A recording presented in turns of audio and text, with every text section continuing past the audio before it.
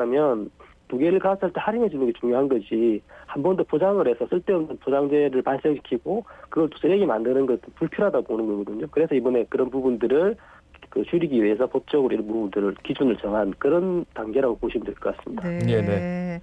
아니요, 저희가 사실 저도 항상 쓰레기 버릴 때 고민 많이 하거든요. 이게 버려도 되는 건지 재활용인지 잘 모르는 경우가 많던데 지금 실시간으로 담배깍하고 잘게 파쇄된 종이는 재활용되는지 물어오셨는데 어떻습니까?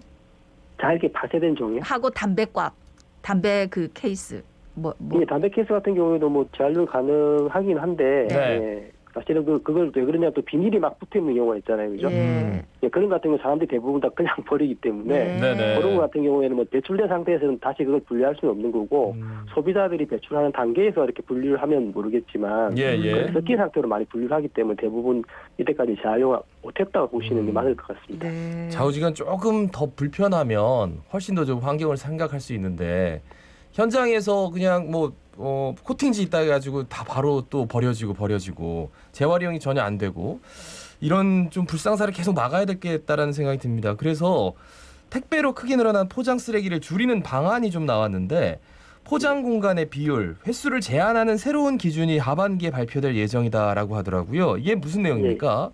그러니까 이때까지 이제 포장재가 이제 과대 포장을 규제하는 것은 일반적으로 우리가 이제 전시된 것만 그렇게 규제를 했었고요. 예. 방금 말씀하신 택배처럼 배달하는 경우에는 포장재의 과대 포장이라는 기준이 없었습니다. 그러니까 그걸 이제 만들어서 과대한 포장을 규제를 하겠다는 것으로 보시면 될 것 같습니다. 네. 저희가 오늘 서두에도 말씀드렸지만 사실 코로나19 때문에 일회용품 사용제 뭐 매장에서 못하게 하고 이랬는데 좀 규제도 많이 완화돼가지고 지금 많이 늘었다 아닙니까? 예. 이 비대면 시대에 우리 쓰레기를 줄일 수 있는 방법 정부 차원은 또 그렇고 개인 소비자 차원도 그렇고 뭐 어떤 게 있을까요? 이때까지 사실은 코로나 때문에 일회용품이 안전하다는 좀 그런 선입관들이 있었는데 실제로 얼마 전에 이제 전문가들이 발표한 걸 보면 일회용품이 꼭 안전하다는 보장은 없고요. 차라리 세척을 잘한 다용기가 안전하다는 뭐 그런 의견을 발표할 정도로 저희가 충분히 일회용품을 줄여야 된다고 생각하고요. 그러기 위해서는 첫 번째 이제 배달 같은 경우에도 다용기를 써야 되는데 그런 것들도 수거하고 세척하는 데 어려움이 있기 때문에 예를 들면 그런 것들 전문적으로 세척하고 대여하는 기업들 육성을 한다든지 그다음에 택배 같은 경우에도 요즘 시범적으로 사용되고 있는데 한 번 택배 보내고 박스를 버리는 것이 아니라 여러 번 사용할 수 있는 그 택배 박스를 사용해가지고 그런 것들을 계속 사용할 수 있도록 하는 정책도 지금 시범을 하고 있거든요. 그래서 충분히 배달에서도 일회용 용기를 줄일 수 있는 방법이 현재 시범되고 있고 택배에서도 택배 포장대가 그냥 버려지는 게 아니라 계속 재사용할 수 있는 그런 것들도 시범되고 있기 때문에 이런 것들을 잘 적용을 해서 좀 일회용 그런 용기라든지 일회용 그 택배 상자들을 좀 줄일 수 있는 것들을 차츰 확대하는 것이 우리한테 꼭 필요한 일이 아닌가 좀 그렇게 생각합니다. 예. 안 그래도 저 박성경 님이요. 분리배출 방법 이거 제대로 정확하게 아는 사람 국민 얼마나 될까요? 너무 어려워요. 이렇게 보내주셨는데 매 시간마다 이렇게 여쭤봐도 저희도 이게 분리배출이 되는 건지 재활용이 되는 건지 늘 좀 어렵습니다. 말씀 여기까지 듣죠. 고맙습니다. 예, 수고하십시오. 네, 고맙습니다. 지금까지 김추종 자원순환시민센터 대표였습니다. 자, 오늘 아침 아침의 생각 첫 번째 뉴스입니다. 우리나라 지방의료원 절반가량이 매년 흑자를 내는 것으로 조사되면서 부산 지역의 공공의료시설을 늘려도 부산시의 재정 부담으로 이어지지 않을 수 있다는 주장이 나오고 있군요. 네, 지난해 기준으로 분원 제외하고 전국 34개 지방의료원 중에서 16곳이 흑자를 기록했답니다. 우리 부산의료원 되게 힘들다 했었는데 의외로 47억 7,400만 원을 흑자를 냈다 하네요. 그러니까 이제 뭐 가령 예를 들면 침내병원에 새로운 또 의료원, 공공의료원 짓자 하는데 우려하는 목소리 중에 하나가 이 적자 낼 거다 했는데 이런 또 결과가 있다 하니까 또 한편 또 이 의료 시설이 부족한 의료를 이용하지 못하는 분들한테는 희소식이 되지 않을까 싶습니다. 그런데 사실 공공의료원의 설립 목적을 생각해 보면 뭐 공공의료시설의 수익성 이런 잣대를 들이대는 것 자체가 좀 모순되는 말 아니냐. 예, 설령 적자를 내더라도 코로나19라든지 이런 감염병으로부터 시민을 안전하게 지킬 수 있다면 어떤 예를 들어서 적자가 난다 하더라도 감당해야 될 부분이 아닌가 하는 생각인데 청취자 여러분들 어떻게 생각하시는지 모르겠네요. 예. 다음 소식입니다. 태풍의 영향으로 발생한 국내 원전 8기의 정지 사고, 연문으로 인한 섬락 현상 때문으로 드러났습니다. 네, 뭐 이게 스파크가 탁 일어나는 현상이다. 뭐 그런 건데 사실 이제 이번에도 보면 이 원전에서 생산된 전력 정도를 계측하는 설비에 염분이 해수가 이제 순간적으로 이렇게 딱 붙어가지고 전기가 통하면서 불꽃이 발생한 거다. 요래 이제 조사가 됐더라고요. 뭐 강풍도 불었고 파도도 치니까 당연히 외부 시설에 이 염분이 붙을 수가 있겠지. 그래서 앞으로는 고리 2, 4, 5기, 월성 2에서 4, 5기 등 요 변압기라든지 이렇게 외부에 노출된 설비들이 몇 개가 있는데 요거를 네. 밀폐형 설비로 변경하겠다 이렇게 얘기를 하더라고요.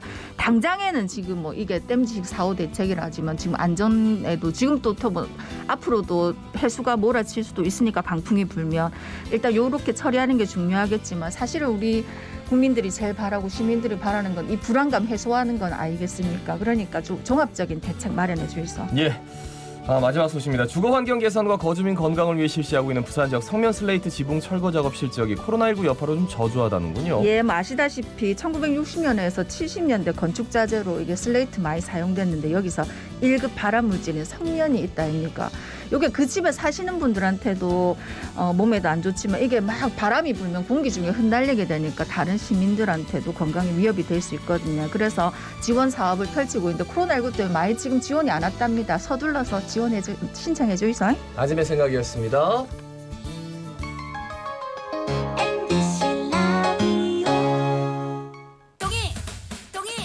동의합니다. 꿈을 이루고 싶을 땐 동미과학대학교, 인류되고 싶을 땐 동미과학대학교, 성공하고 싶을 땐 동미과학대학교, 나의 미래가 웃는다. 취업의 명문 동의합니다. 동의과학대학교. 코로나 시대 보건의료 및 현장 맞춤형 학과 중심 가야대학교가 배움과 취업이 하나가 됩니다. 특화된 전공, 현장 맞춤 교육, 높은 취업률, 2019 대학 알림이 부울경 4년제 일반대학, 최근 3년간 평균 취업률 1위, 가야대학교 2021학년도 신입생 모집. 프리미엄을 품은 특별한 자리, 서면 비스타 동원.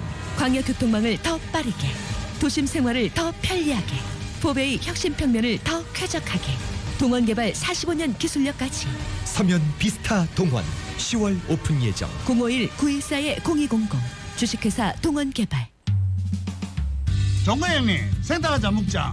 오야, 생닭이 딱이래. 형님 한 잔 먹어라. 난 한 잔 먹다 아이가. 뭐시라 카노, 그거 먹고 그만 물기가. 아니다, 생닭은 두 잔부터 시작이다.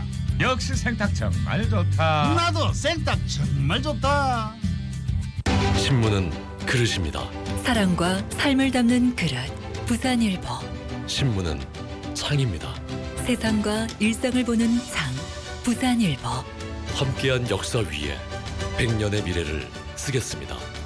사람을 담다, 세상을 보다. 부산일보. 여러분의 제보가 정확하고 한 발 앞선 부산 MBC 뉴스를 만듭니다. 뉴스 제보 부산 MBC 보도국 051-760-1111번입니다. 저희 부산 MBC는 언제나 방송 광고의 창을 열어두고 있습니다. 문의 전화는 한국방송광고진흥공사 751-0400번입니다. 지금 시각은 8시 30분입니다. 어디다 얘기해야 될지 모르겠다. 아무리 말해봐도 안 고쳐진다. 방송에 나오면 안 다르겠나. 자갈치 아지매가 여러분의 민원을 기다립니다. 답답하고 억울하고 바꾸고 싶은 게 있으면 언제든지 제보 주이소. 요새 와이라노 싶을 정도로 부산에 많은 일들이 일어났습니다. 지난 10개월간 부울경 동남권 광문공항을 만들기 위해서 우리 부산 시민들이 인내심을 갖고 회의 검증 결과를 기다렸는데요.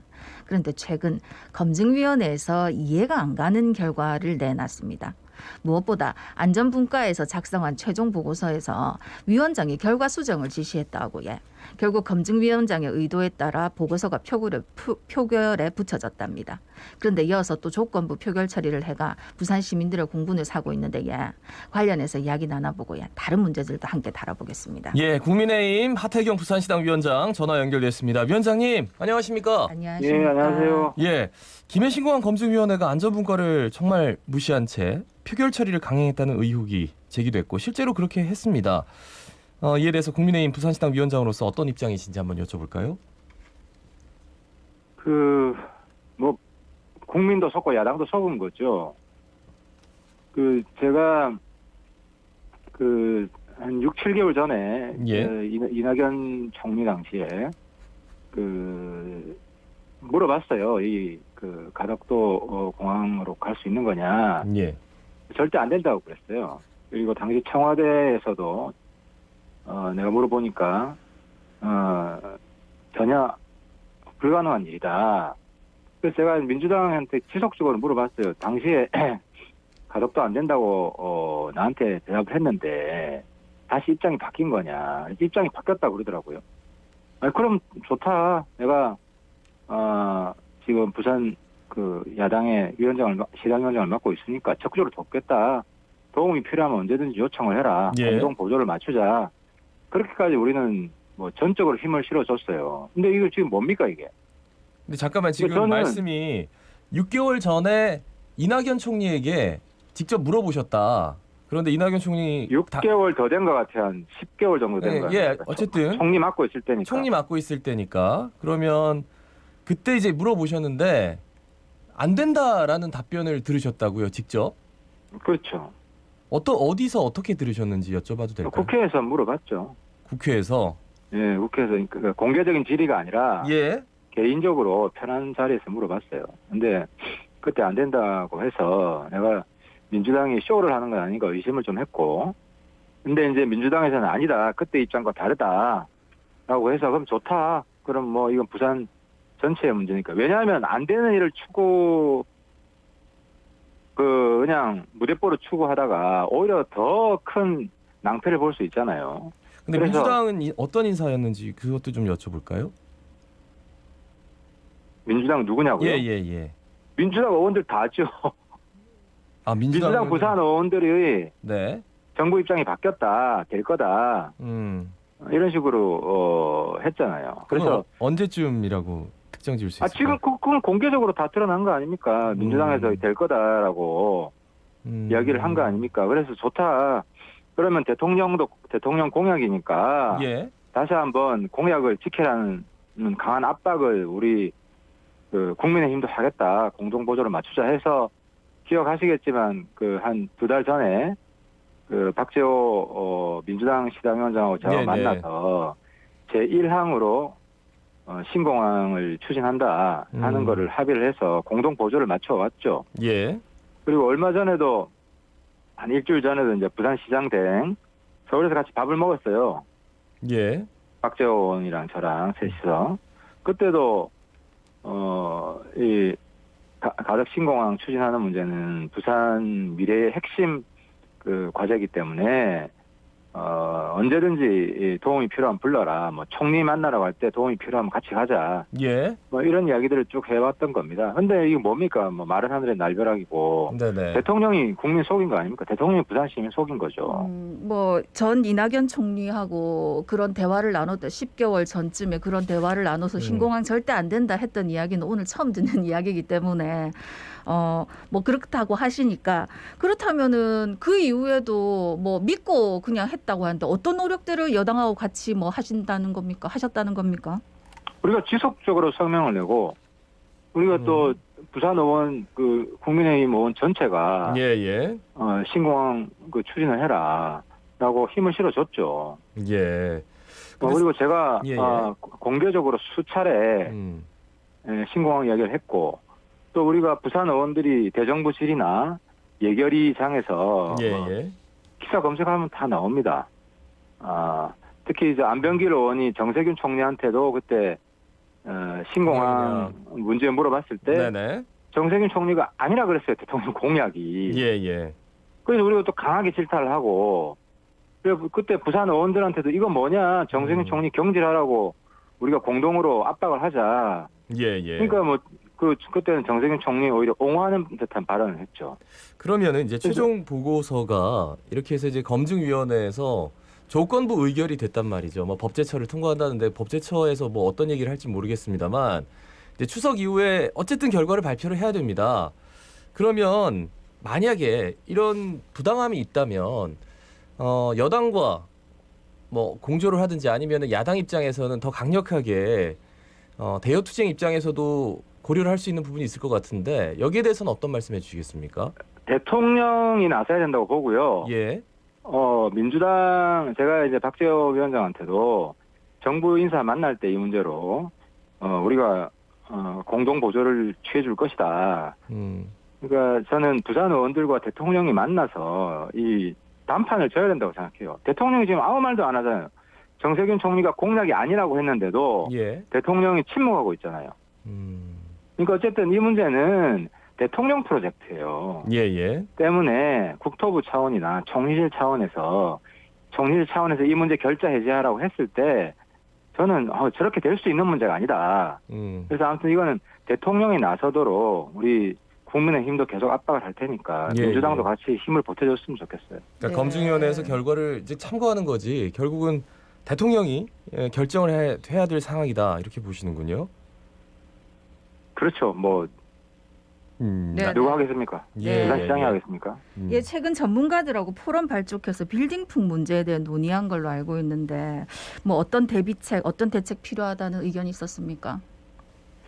빌딩풍은 저희 의원실에서 쭉 준비를 해왔고 그리고 이번에 이제 법안을 발의했죠. 이제 빌딩풍은 두 가지 측면이 있는데 사전 예방, 이제 사전 예방했는데도 이제 피해가 생길 경우 거기에 대한 즉각 대처 이 두 가지 측면이 있는데 이제 그 두 가지 측면 관련한 법안을 다 발의했습니다. 그래서 사전 예방은 환경 영향 평가를 할 때 빌딩풍 그 위협 평가를 반드시 해서 빌딩풍을 예방할 수 있는 여러 가지 시설들 있잖아요. 방풍림이라든지 어쨌든 그 약화시킬 수 있는 시설을 반드시 만들어야 된다. 이 법이고요. 그리고 즉각 대처는 지금 재난법에 빌딩풍이 재난으로 포함되어 있지 않습니다. 그래서 제가 빌딩풍 재난법을 지난주에 발의를 했고 그렇게 되면 일기 예보할 때 빌딩풍 예보도 합니다. 그게 통과되면. 그리고 보통 태풍 뭐 이런 거 불어오면은 그 경고 문자가 사전에 가지 않습니까? 정부에서 보내는데 거기에 이제 빌딩풍 문자도 가는 거죠. 뭐 몇 시부터 몇 시까지 주의하라든지. 그래서 그리고 그 다음에 이제 재난으로 규정되면 그 주변 그 건물 자체보다도 그 주변 사는 사람들이 피해를 많이 입습니다. 그래서 그런 경우에는 피해 대책, 예를 들어 특별 재난구역으로 들어갈 때 빌딩풍 이 피해는 반드시 포함시킨다든지 이런 것들을 포함하는 법을 지난주에 발의를 했습니다. 예. 그러면은 이제 구체적으로 이게 만약에 발의가 돼서 통과가 되면 이번에 태풍으로 인해서 이제 빌딩풍이 얼마나 무서운지를 알게 됐기 때문에 그럼 앞으로는 구제할 수 있는 방안이 좀 나오는 겁니까? 어떻게 되는 건지요? 일단 빌딩풍 예방 조치 없이는 건물 못 짓는 거죠. 근데 지금 이미 건물이 들어서 있어서요. 그래서 들어서 있는 건물들은 이제 이 법이 통과되면 그 빌딩풍을 예방할 수 있는 추가 조치를 해야죠. 그러니까 그 추가 조치를 거기에 사는 사람들이 하는 겁니까? 아니면 정부와 지자체가 허가를 해준 책임이 있어서 하는 겁니까? 사는 사람들이 다 해야죠. 사는 사람들이 지금 자기 집 유리창 다 깨지는데 가만히 있겠습니까? 올 여름에 그렇잖아요. 그 유리창 다 깨지고 얼마나 공포 떨어서 살았습니까? 근데 그분들 입장에서는 아니 빌딩풍을 이제 그 초고층 아파트가 지어질 때 빌딩풍의 위험성이 감지됐음에도 불구하고 본인들은 이제 입주한 때는 그런 거 전혀 몰랐는데 막상 돈을 내라고 하면은 좀 반발이 있을 것도 같고요. 아니 그거는 그렇지 않은 게 태풍으로 지붕 날아간 거랑 본질적으로 뭐가 다릅니까? 그잖아요. 예. 지붕 날아가면 일단 지붕부터 해놔야 될 거 아닙니까? 또 지붕 안 날아가게 더 근데 여기서 튼튼하게 해야 될 거 빌딩풍의 아닙니까? 피해는 본인들도 있지만 그 주변 지역까지 있다입니까? 그러니까 주변 지역은 현행법에 특별 재난구역으로 지정이 되면 지원이 나오지 않습니까? 지원이 나온다. 그 주변 지역은 본인들은 아무런 잘못이 없는데 그 빌딩풍 때문에 막 그 피해를 입은 지역이 있습니다 이번에도. 그래서 그런 경우는 이제 특별 재난구역으로 지정이 되면 정부에서 그에 준하는 보상금 같은 게 나오죠. 근데 지금은 빌딩풍이 재난으로 규정이 안 돼 있기 때문에 빌딩풍 피해가 특별히 반영이 안 되고 있는 거예요. 가장 큰 특징이 이번에 이제 빌딩풍이 국가 재난으로 이제 들어가느냐 안 들어가느냐 이 점에 있어서 이 법안이 통과가 되면 확실하게 이제 방점을 찍을 수 있다. 이런 차이가 있더라고요. 맞습니까? 그렇습니다. 예. 그래서 이번 말고도 그 도시가 그 피해의 태풍 피해에서 역차별을 받고 있는데 아파트 홍수나 뭐 태풍 나서 피해 있잖아요. 예. 이게 그 특별재난구역 할 때 항목에 포함이 안 돼요. 그래서 이 항목에 포함되도록 하는 또 다른 법을 제가 발의를 했고요. 예. 그래서 아무튼 제가 발의한 그 수해 대책 그 도시 역차별법 이게 통과되고 이 빌딩법이 통과가 되면 부산이 훨씬 안전한 도시가 될 겁니다. 예. 말씀 잘 들었습니다. 고맙습니다. 고맙습니다. 예, 감사합니다. 지금까지 국민의힘 하태경 부산시당 위원장이었습니다. 지금 여러분은 부산의 목소리 자갈치 아지매를 듣고 계십니다. 부산 시민 여러분, 아지매 방송을 들으이소.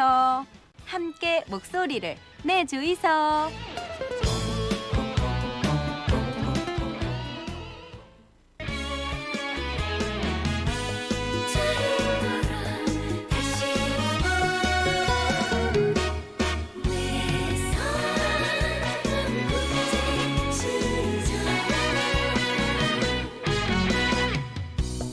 자, 한 주간의 국제 뉴스를 정리해드리겠습니다. 황기식의 국제시장, 동아대학교 국제전문대학원 황기식 교수와 함께합니다. 어서 오십시오. 어서 오십시오. 안녕하십니까.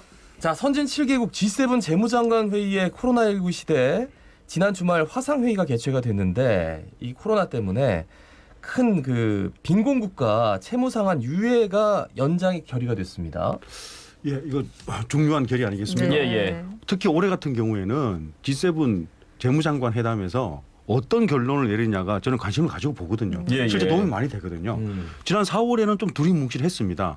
코로나가 막 시작되는 그런 때였으니까 세계 경제에 도움이 되자 뭐 그런 거였는데 그 채무 상황 같은 것도 빈곤국이 걱정이 되니까 조금 유예해 주자 이랬는데 이번 화상회의는 뭔가 구체적인 안이 나왔어야 되는 거거든요. 상당히 관심을 가지고 봤습니다. 근데 그 기한도 연기했어요.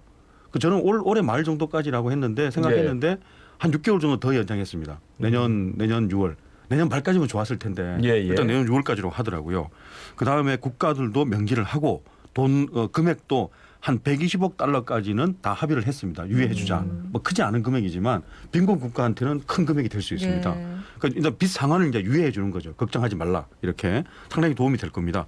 아르헨티나 같은 경우에는요. 일단 올해 갚아야 되는 돈이 100억 불이 넘거든요. 올해 도저히 못 갚겠다라고 파산 선고를 했는데 이런 거 같은 경우 이런 지원을 해준다고 하면은 상당히 도움이 될 겁니다. 터키도 마찬가지고요. 유심히 지켜보고 있는데 그런데 거기 성명서를 쭉 보니까 이런 내용들이 많이 있어요. 세계 경제에 도움이 되자 우리 G7 재무들이 금융 시스템도 도와주자 채무 유예해주자 했는데 마지막에 뭐가 있냐 하면은 저는 이 부분이 상당히더라고요. 이렇게 채무 유예를 해주자고 하는데 일부 국가가 불참해서 효과가 안 나고 있는 것은 아주 유감이다라고 강한 유감이다라고 했거든요. 이게 왜 들어갔냐 그런 생각을 했어요. 그러니까 이 일부 국가가 뭐냐 여기에 다 동참을 안 해서 효과가 없다는 거냐. 근데 아소다로 일본 재무상이 아니나 다를까 끝나고 나서 그 문장이 왜 들어갔냐 그랬더니만 그 대상은 차이나라고 강조를 했거든요.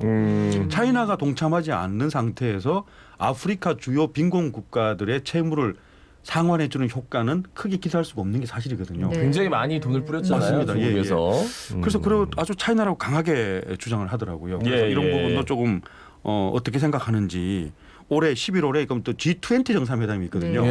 거기에 결론을 지켜봐야 될 것 같고 또 하나 우리가 무디스가 어떻게 신용평가 회사도 설득을 하는 게 중요하거든요. 만약에 자기들은 그 코로나 바이러스 사태에서 빈곤 국가들을 도와주는 것이 무디스나 신용평가 회사의 목적은 아니니까 그렇게 계속해서 1년 넘게 채무 상환을 유예해 준다면은 우리는 에티오피아나 파키스탄, 카메룬 이런 나라들의 신용 등급을 그냥 하향시키겠다라고 발표를 했거든요. 이런 부분도 요 결정에 상당히 걸림돌이 되지 않을까. 어떻게 설득할 것인가. 앞으로 지켜봐야겠어요. 우리나라는 나라가 어렵다고 해서 금반지, 뭐 돌반지 다 빼가지고 IMF를 극복했는데 정말 툭하면 모라토리엄 하는 나라들 있잖아요. 아르헨티나 이런 나라들 1년에 100억을 갚아야 되는데 100억 달러잖아요. 100억 달러죠. 그런데도 그냥 멀쩡하게 이렇게 하는 거 보면 참 다르긴 다르구나 이런. 벌써 8번째죠. 8번째 그 모라토리엄이에요. 그러니까요. 네. 그리고 이제 코로나 지금 19 상황인데도 올해 마지막 테니스 메이저 대회 프랑스 오픈 오늘 개막하는데 근데 이제 무관중이 아니고 하루 5,000명 관중 입장을 허용했더라고요. 그거하고 또 주요 관전 포인트는 어떤 게 있을까요? 이 부분도 좀 관심이 많을 것 같아요. 네. 올해 테니스 팬들 실망이 많았거든요. 윈블던 연기해버렸잖아요. 그 US 오픈은 무관중 했습니다. 그렇죠. 재미가 없었어요. 아무 함성도 없고 뭐 이러니까 선수하고 코치만 딱 있으니까 사실 재미없는 게 사실이었거든요. 선수들도 많이 안 나왔고요. 근데 프랑스 오픈은 저는 올해 윈블던처럼 연기할 줄 알았습니다. 유럽이니까요 또. 그런데 아니더라고요. 개최를 하는데 당연히 무관중 할 줄 알았거든요. 근데 10,000명까지 허용하겠다고 했다가 지금 프랑스가 너무 심해요. 다시 코로나가. 하루에 1만 명 넘어가거든요. 확진자가. 이러니까 몸을 조금 낮추면서 무관중으로 돌아가나 했더니만 타협책이 그러면 5,000명이 어떠냐라고 5,000명을 했습니다. 5,000명을 입장하는 겁니다. 입장해요. 걱정이에요. 근데 프랑스가 지금요. 주변 국가보다 훨씬 확진자가 많아요. 더 많이 나오고 있어요. 이 부분은 좀 걱정이에요. 네네. 이탈리아만 해도 1,000명 수준이거든요. 독일도 그렇고. 프랑스 10,000명 수준이잖아요.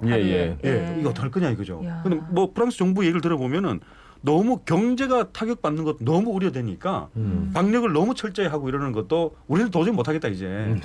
그렇게 해서 방역을 좀 느슨하게 유지하고 있다. 그래서 프랑스 오픈 같은 경우에 10,000명 정도는 봐야 된다라는 게 되는데 그 부분은 지금 걱정이 되는데요. 어쨌거나 그건 걱정이 되고 테니스로 돌아가면은요. 프랑스 오픈은 특이하잖아요. 이게 흑코트입니다. 흑코트. 클레이 코트입니다. 여기서 과연 그 세레나 윌리엄스 있잖아요. 저 관심이 되는데 출산한 후에 메이저 우승이 잘 안 돼요. 근데 과연 프랑스 오픈에 와서 출산한 후에 메이저 오픈을 우승할까? 이게 큰 관심거리가 되고요. 그리고 이 흑코트는 이 프랑스 오픈이 유리하죠. 유리하죠. 유리하고요. 예. 그리고 그 페더러만 생각하시는데 흑코트는 라파엘 나달입니다. 나달이죠. 나달이 과연 13번째 우승할까?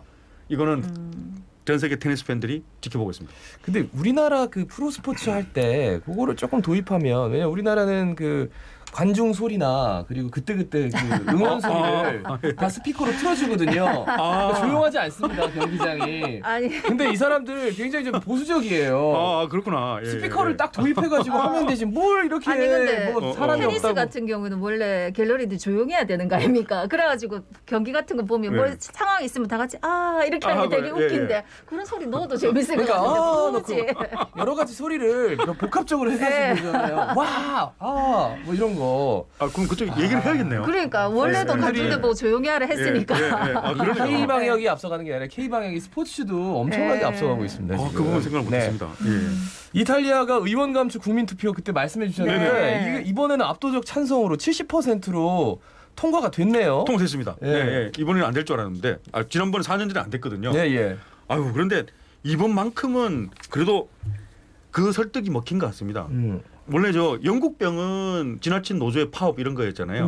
이탈리아 병 그러면요 고비용 저효를 의회거든요. 국회 의회가 문제라는 것이거든요. 그 이탈리아 병인데 그 우리하고 인구수가 비슷한데 의원 수가 900명이 넘었었거든요. 그래서 이번에 많이 줄였는데 600명으로 줄이는 거예요. 드디어 600명으로 줄인 겁니다. 그래도 많잖아요. 그런데 저는 이게요. 이번에 그 통과된 것이 이탈리아 자체한테도 큰 변화이겠지만 주변국들이 충격을 많이 받았거든요.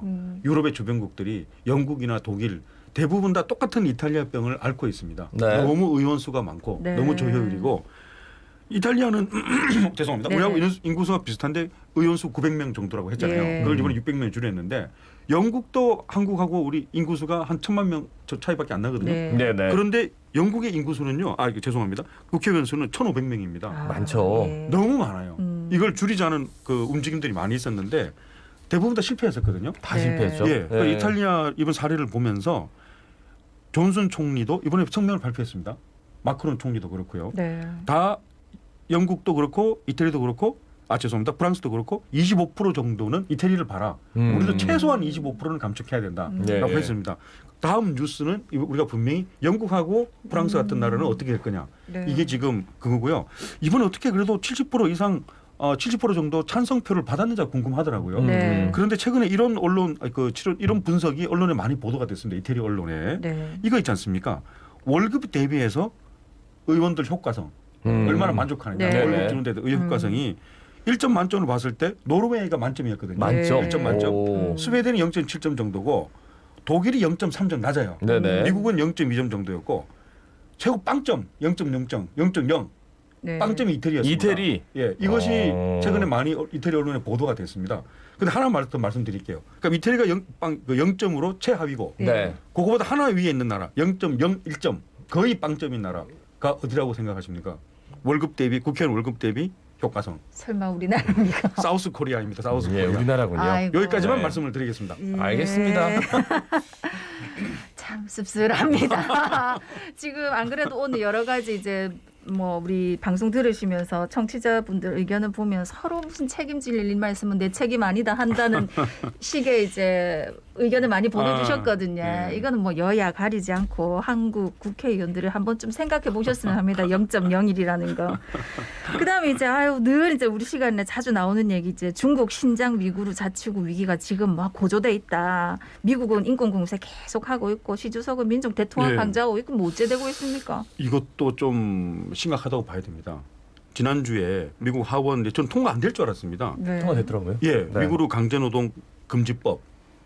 미국 의회에서 이거 그 입법 예고를 했었거든요. 4월 정도부터. 근데 통과됐습니다. 이 부분은 뭐냐? 위구르 강제노동 금지 법안이라는 것이 그래서 이게 통과됐기 때문에 중국의 신장 지역, 위구르족이 많이 살고 있는 신장 지역에서 생산되는 제품은 어떠한 제품이든 간에 절대로 미국으로 수입할 수 없다는 법안이거든요. 네네. 강력한 법안인 거죠. 그렇다면 이거 중국 측에서는 이거 뭐라고 할까요? 도대체 이런 법안까지 통과시켜서 우리는 소수민족 우대 정책을 펼치고 있는데 미국에서는 우리의 소수민족 우대 정책을 간섭하고 그것이 늘 탄압이라고 법안으로까지 통과시킨 거거든요.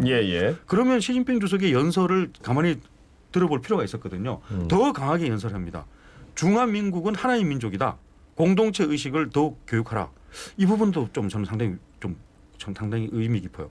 이슬람교를 중국화시켜라라고 강조 연설했거든요. 완전 신장 위구르 지역을 자치로 한 거잖아요. 그 타겟으로. 그러면서 미국이 지금 강조하고 있는 강제 수용소라는 것은 존재하지 않고 재교육 캠프인데 거의 다 졸업했다. 신장 국민의 삶의 질을 개선 중이다. 그럴 때면 미국에서는 또 뭐라고 했냐면은 그게 아니라 전부 다 강제 수용소고 그리고 최근에 수용소를 300개 이상 더 신축했다. 이거 여기 대해서 대답하라. 그렇게 하고 무슬림 사원 모스크라고 하잖아요. 모스크를 8,000개 정도를 최근에 다 파괴했다라는 위성 사진을 증명을 됐습니다. 그 사원들이 파괴되고 있는 그런 거를 이 부분은 어떻게 지금 받아들여야 될지요? 아이고 진짜 신장 위구르 재교육 캠프다. 다음 소식 전해드리겠습니다. 미국 대선 5주 앞으로 다가왔는데 이게 대법관 임명 때문에 기즈버그 대법관 이후에 또 보수 성향의 에이밋 베럿 고등법원 판사 이분이 지명이 됐네요. 아이고 참 지금 남은 기간 동안 관심을 가져야 되는 게 과연 이 대법관 나머지 한 명을 임명하는 거 하고 임명하는 거 하고 그리고 이제 TV 토론이 시작됩니다. 이제 세 차례 TV 토론. 요게 지금 두 가지 변수가 있습니다. 대법관 임명은요 이번 중요합니다. 이번 11월 3일 날 대선이 끝나고 나서 서로 불복을 하거나 우편 투표 때문에 서로 문제가 생기면 결국은 대법원으로 갈 거거든요. 그러니까 거기서 우리하고 마찬가지로 과연 그 성향이 중요한 거니까 지금 현재로서는 보수 5, 진보 4잖아요. 그런데 이분을 에이미 베럿을 임명을 하면은 소위 보수 6, 진보 3이 되는 겁니다. 그렇죠. 그런데 트럼프 대통령의 임명 강행 논리는 임명하지 않고 놔두면은 현재로서는 8명밖에 안 되기 때문에 나중에 판결이 4대 4로 나오는 거는 용인할 수 없다는 거거든요. 거기에 동의하는 여론도 있는 것 같아요. 4대 4가 나오면 안 된다는 것이죠. 9명을 임명해야 되는데 하필이면 왜 보수를 임명하냐 그게 있는 거고요. 자, 그러면 TV 토론이 시작되는데 이제 29일부터입니다. 이번 주에 시작되는데 주제 선정이 정말 자세하게 선정했습니다. 이 부분 말씀드리겠습니다. 대법원 임명 어떻게 생각하느냐? 코로나 타격 어떻게 생각하느냐? 인종 시위 어떻게 생각하느냐? 선거 제도를 신뢰합니까? 라는 거 하고 트럼프와 바이든 두 후보의 과거 행적을 어떻게 생각합니까? 이거 지난 4년 전에 TV 토론 주제가 완전히 달라요.